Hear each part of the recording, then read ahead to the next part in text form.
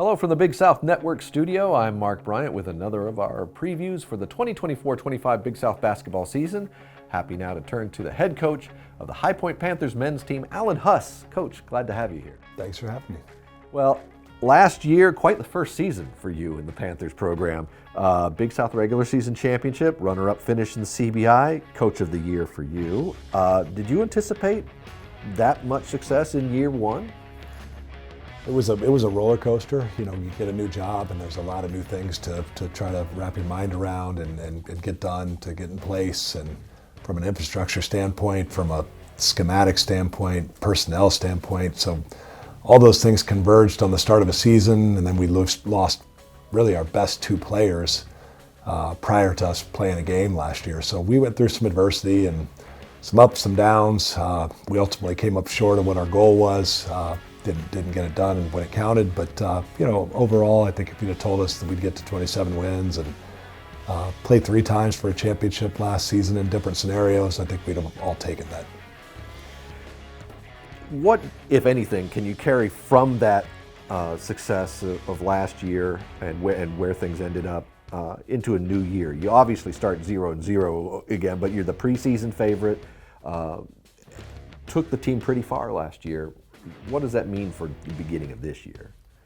Not much. Yeah. It means that we've got expectations and a target on us now. In different times in my coaching, my playing career, I've been in both scenarios. It's certainly easier to sneak up on people than it is to come out when everybody's got their cannons facing you. That's certainly the position we're in now. So we understand that comes with the responsibility to be diligent in our preparation.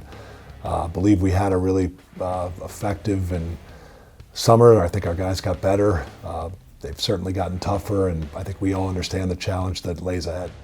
A lot of folks will be familiar with the core that's coming back. 3 all-conference players coming back: Keza Giffa, Kimani Hamilton, Jesslyn Bodo. What makes each of them unique and special to the team in their own way, and how can they improve on what was already a stellar season?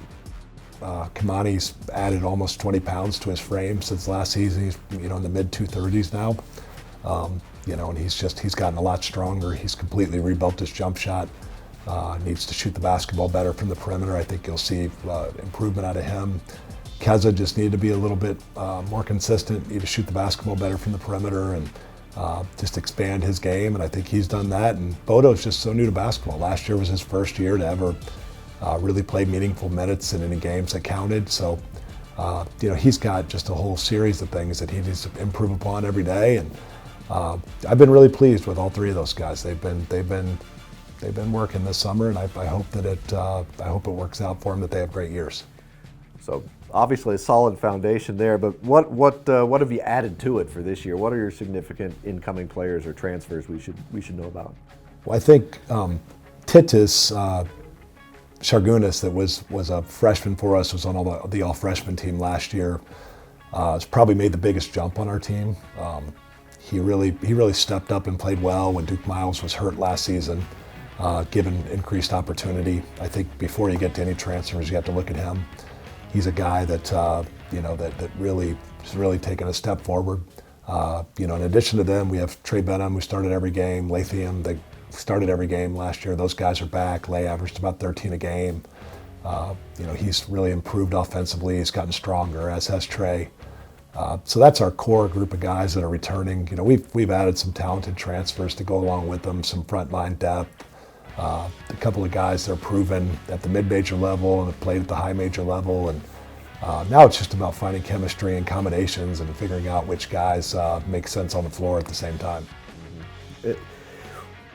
We know what to expect from conference play, roughly speaking. You know who those teams are, but what does the non-conference schedule look like for this season, especially who's coming to your building in the Cobain Center? Yeah, we've got, I think, a really challenging non-conference schedule. We've got American, who's probably the Patriot League favorite, coming. We've got UAB, who's the American Conference favorite, coming to town. We've got a North Texas, who's kind of a perennial NCAA tournament team, or challenging for an NCAA tournament year in and year out. We got them coming to our building, in addition to several others. But North Carolina Central's coming to our place. We play a neutral site game against App State in Greensboro, which is just right down the road. We feel like we've got we've got some really good people coming into the building. It's going to be a challenge. We look forward to seeing it all in action. We wish you and all the Panthers the best of luck this season. And we thank you for watching another edition of our season previews for Big South Basketball 2024-25.